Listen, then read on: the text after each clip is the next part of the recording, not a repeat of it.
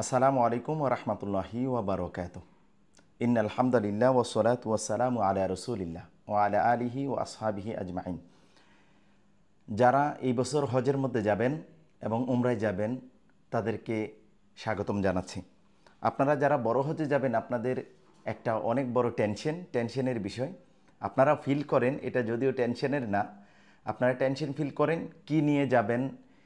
কেউ 25 দিন, কেউ 30 দিন বা কেউ 30 দিনের চাইতেও বেশি অবস্থান করতে হয় মক্কাতুল মুকাররমায় মদিনাতুল মুনাওয়ারাতে। এখন আমাদের একটা বড় টেনশনের বিষয় থাকে বা আমাদেরকে হাজিরা যারা রেজিস্ট্রেশন করে তারা রেজিস্ট্রেশন করার পর থেকেই যেহেতু হজ করতে যাবে এটা বিশাল একটা বিষয়, এটা একটা আবেগের বিষয়, এটা ধর্মীয় একটা জায়গা। ধর্মের সকল বিষয়গুলো আমাদের অনেক বেশি আবেগতাড়িত করে, এই জিনিসটা অনেক ভালো। তো কিছু কিছু বিষয় নিয়ে অনেক বেশি টেনশন ফিল করাটা এটা স্বস্তিদায়কও বটে। যেমন হজের যেই কোনো বিষয়, আপনি একটা জায়গায় হজ করতে যাবেন সেটা নিয়ে ভালো প্রস্তুতি নেবেন, এটা নিয়ে চিন্তা ভাবনা করবেন, বিষয়টা অত্যন্ত গুরুত্বপূর্ণ বটে।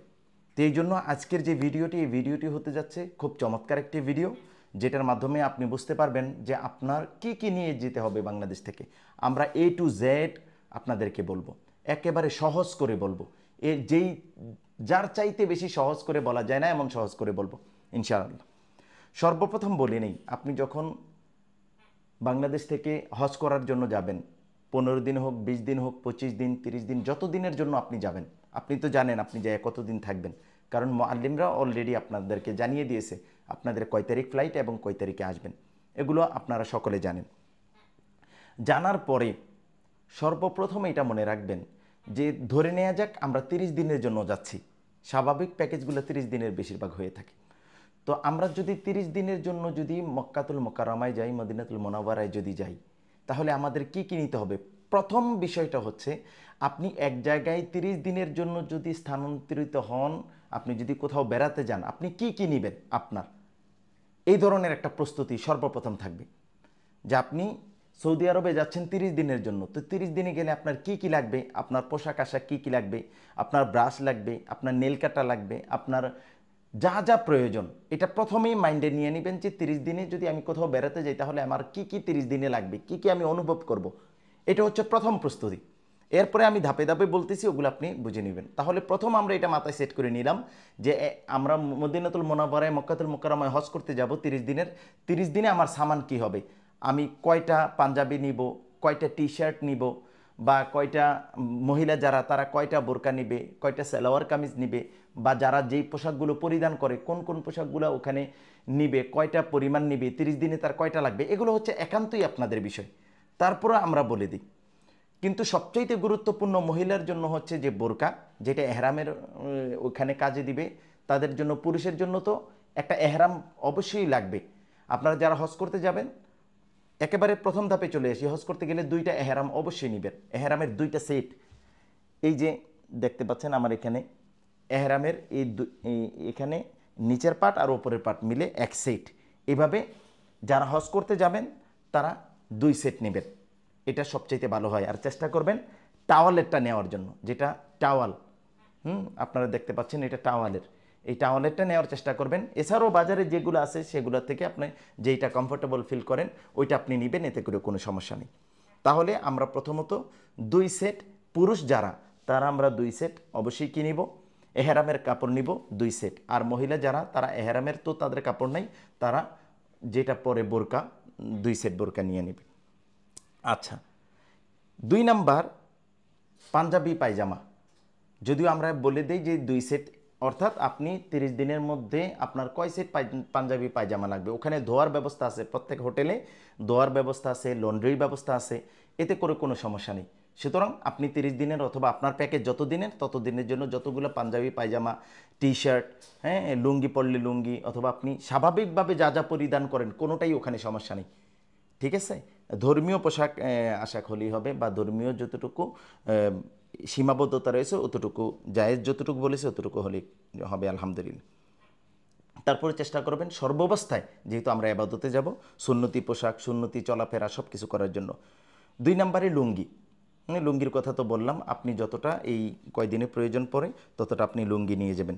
এরপরে টুপি, আপনি টুপি নিয়ে যাবেন, আপনি সর্বোচ্চ 2টা টুপি নিলেই হয়। আরেকটা বিষয় এর মধ্যে বলে রাখি, এটা খুব গুরুত্বপূর্ণ, আমি বলছি ন্যাচারালি আমি কথা বলতেছি আপনাদের জন্য।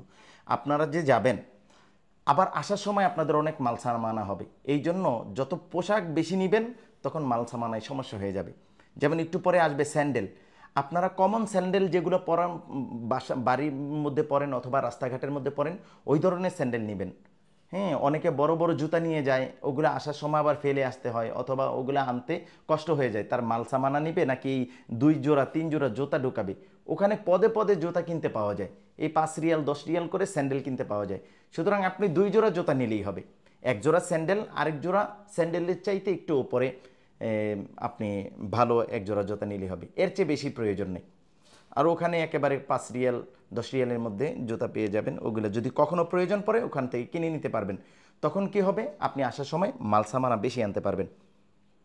গেঞ্জি নেবেন, পর্যাপ্ত পরিমাণ গেঞ্জি, এখানে আমরা 2টি লিখছি, আপনি নিতে পারেন। একটি টওয়ালে অথবা গামছা, এই দেখেন আমি আগেই বলেছি যে এই বিষয়গুলো একেবারে কমন। আপনি এক জায়গায় গেলে এই জিনিসগুলো 30 দিনের জন্য গেলে আপনি কমনলি নিতেন, যেমন গামছা নেবেন, চাদর নেবেন। আর এটা এটা গুরুত্বপূর্ণ, আপনি যখন মক্কাতুল মুকাররমায় যদিও গরমের মধ্যে যাচ্ছেন, কিন্তু আপনি যখন বাইতুল্লাহর ভিতরে থাকবেন, এসির প্রচুর ঠান্ডা, এবং মদিনাতুল মুনাওয়ারার মসজিদে নববীর ভিতরে প্রচুর ঠান্ডা, ওই সময় অবশ্যই কিন্তু একটা চাদর নিয়ে যাওয়ার চেষ্টা করবেন। এটা খুব গুরুত্বপূর্ণ, এই পয়েন্টটা মনে রাখেন, চাদর নিয়ে যাওয়ার চেষ্টা করবেন, ঠিক আছে? আর চাদরটা মসজিদের নববীতে যখন যাবেন অথবা মক্কা শরীফের যখন হারামের ভিতরে যাবেন তখন এটা সাথে রাখবেন, ওই ঠান্ডার সময় এটা খুব কাজে লাগবে। উমরা বা হজ করার সময় না, অন্যান্য সময় যখন 5 ওয়াক্ত নামাজে যাবেন তখনকার কথা বলতেছি, রাত্রে যখন তাহাজ্জুদে যাবেন তখনকার কথা বলতেছি, তখন এগুলো কাজে লাগবে। চাদর, ইহরাম বাঁধার বেল্ট, ইহরাম বাঁধার বেল্ট অত্যন্ত মুরব্বীদের জন্য জরুরি, এটা ওই আপনার এহরামের ক্ষেত্রে খুব সহায়ক হবে, একটা বেল্ট নিয়ে নেবেন। তারপরে গলায় সাইড ব্যাগ, গলার মধ্যে সাইড ব্যাগ নেবেন যেটার মধ্যে পাসপোর্ট রাখতে পারবেন। আচ্ছা, ব্যাগ নিয়ে একটু কথা বলে রাখি, অনেকে 4টা 5টা ব্যাগ আপনাকে বলবে, এগুলো ঠিক আছে তাদের বলা, কিন্তু এত ব্যাগের প্রয়োজন নাই। একটা ভালো ব্যাগ নেবেন, সাইড ব্যাগ, যেটার মধ্যে পাসপোর্টও রাখতে পারবেন, ওই মিনার মধ্যে কঙ্কর মারার সময় কঙ্করও রাখতে পারবেন, সব কিছু একটার মধ্যে রাখা যায়, এই ধরনের একটা ব্যাগ নিয়ে নেবেন। আর জুতার একটা ব্যাগ নেবেন, ঠিক আছে? তারপর আমি সিরিয়ালি বলি, মিনার ব্যাগ, অর্থাৎ এই যেই ব্যাগ বললাম ব্যাগ নেবেন, পাসপোর্টের ব্যাগ, ওই একটা ব্যাগের মধ্যে পাসপোর্টও রাখতে পারবেন। জুতার ব্যাগ পিছনে ঝুলিয়ে রাখে, জুতার ব্যাগ, এই জুতার ব্যাগ খুব জরুরি, জুতার ব্যাগ একটা নিয়ে নেবেন। পাথর রাখার ব্যাগ, আর এগুলার আর প্রয়োজন নাই, ওই যে সামনে যে ব্যাগ রাখবে এগুলার মধ্যে আপনি পাথরও রাখতে পারবেন, জুতার ব্যাগ যেটা নেবেন ওইটার মধ্যেও পাথর রাখতে পারবেন। হ্যাঁ, অনেক ব্যাগ নিয়ে ইয়া করার দরকার নেই। পকেট জায়নামাজ, অনেক সময় বিভিন্ন জায়গায় আপনার নামাজ পড়তে হয়, তখন একটা পকেটের মধ্যে যদি জায়নামাজ থাকে তাহলে ভালো। আপনি যেখানেই যাবেন এই হজের বিভিন্ন জিনিসগুলো কিনতে যেগুলো বলতেছি এগুলো আপনি পাবেন, ওখানে পকেট জায়নামাজ বললে তার একটা জায়নামাজ দিবে, ওইটা আপনি পকেট জায়নামাজ কিনবেন। তারপরে হজ গাইড বুক একটা আপনি সাথে রাখতে পারেন, এটা আপনার জন্য সহায়ক হবে। তবে অত্যন্ত খুশির বিষয় হচ্ছে মুআল্লিম যারা থাকে তারা এত বেশি পারদর্শী থাকে, আপনার এই গাইড দেখার অনেক সময় প্রয়োজনও পড়বে না। তারপর আপনি শিক্ষিত মানুষ, আপনি এটা নিতে পারেন, সব সময় পড়তে পারেন। মুআল্লিমদের সাথেই তো আমরা হজ উমরা সব কিছু করি, তো এগুলো তেমন একটা প্রয়োজন পড়ে না, এগুলো নিয়ে মাথা নষ্ট করবেন না, বাসার মধ্যে বসে বসে কোনো টেনশন করবেন না, এগুলো আপনাদের জন্য সহজ হবে, এটা মুআল্লিম যারা রয়েছে তারা সহজ করে দিবে। তারপরে পাম্পিং বালিশ, অর্থাৎ কিছু বালিশ থাকে যেগুলো আবার বোটে ব্যাগের মধ্যে ঢুকানো যায়, ওগুলো যদি পান তাহলে ওকে, আর না হয় কোনো সমস্যা নাই, অত বেশি এগুলো প্রয়োজন পড়বে না। তারপরেও নিতে পারেন পাম্পিং বালিশ, এগুলা কখনো কখনো কাজে লাগে। তসবি নিতে পারেন, মেসোয়াক, তসবি তো অবশ্যই নেবেন, তসবি আবাদতের একটা অত্যন্ত গুরুত্বপূর্ণ বিষয়, এটা দিয়ে আপনি তসবি যখন জপবেন তখন আবাদতগুলো আপনার জন্য সহজ হয়ে যাবে। মিসওয়াক, মিসওয়াক করা সুন্নাহ, মিসওয়াক নেবেন। এরপরে আপনারা যারা অসুস্থ যারা আছেন তাদের জন্য অবশ্যই অবশ্যই ওষুধপত্র যা আছে এগুলো আপনারা ক্যারি করবেন, সব ওষুধ ভালো করে নিয়ে নেবেন। এরপরে কিছু জিনিস আছে কমন, যেমন তেল, সাবান, শ্যাম্পু, ক্রিম, বডি লোশন, আপনি গায়ের মধ্যে যা যা মাখেন ওগুলো আপনি নিয়ে নেবেন, ঠিক আছে? এগুলো একেবারে কমন, এগুলো গেলেও পুরুষ এবং মহিলাও এখানে কিছু চলে আসছে। তারপরে মহিলাদের জন্য স্পেসিফিক কিছু, যেমন সালোয়ার কামিজ আপনারা নেবেন, বোরকা নেবেন। হ্যাঁ, কপালে বাঁধার অনেক সময় ক্যাপ লাগে, যারা একটু ইয়াং মহিলা এরা দেখা যায় যে ক্যাপ ব্যবহার করে, যাতে করে মুখটা কিছুটা হইলেও আবৃত থাকে, ঢাকা থাকে। কারণ আপনি যখন হজ করবেন বা উমরা করবেন তখন তো মুখ খোলা রাখতে হয়, তখন ওই ক্যাপটায় কিছুটা সহায়তা করে। তারপরে এই ছোট জায়নামাজ, এই মহিলাদের জন্য চাদর, তারপরে সাইড ব্যাগ, পাসপোর্ট ব্যাগ, আর অতিরিক্ত কিছু নাই। এই মহিলাদের ক্ষেত্রেও তাই, তারা যাওয়ার ক্ষেত্রে যা যা 30 দিনে প্রয়োজন সব কিছু নিয়ে যাবেন। আর আপনারা যারা খাবার প্লেটে খান তারা একটা করে প্লেট নিয়ে যাবেন। ওখানে যেই খাবারগুলো যেই প্লেটের মধ্যে দিয়ে আসে বা যেই বক্সের মধ্যে আসে ওইটার মধ্যেই খাওয়া যায়। এটা অত বেশি জরুরি না, কিন্তু যাদের সমস্যা আছে আপনারা প্লেটে খায় অভ্যস্ত, আপনারা প্লেট নিয়ে যেতে পারেন, মগ নিয়ে যেতে পারেন, বা অর্থাৎ গ্লাস নিয়ে যেতে পারেন। আর বাকি সব কিছু একরকম, আপনি টেনশন করবেন না। একেবারে লাস্টের কথা হচ্ছে, আপনি একটা জায়গায় 15 দিন, 20 দিন, 25 দিন, 30 দিন অথবা 45 দিন, এতদিনের জন্য আপনি যাচ্ছেন হজ করার জন্য।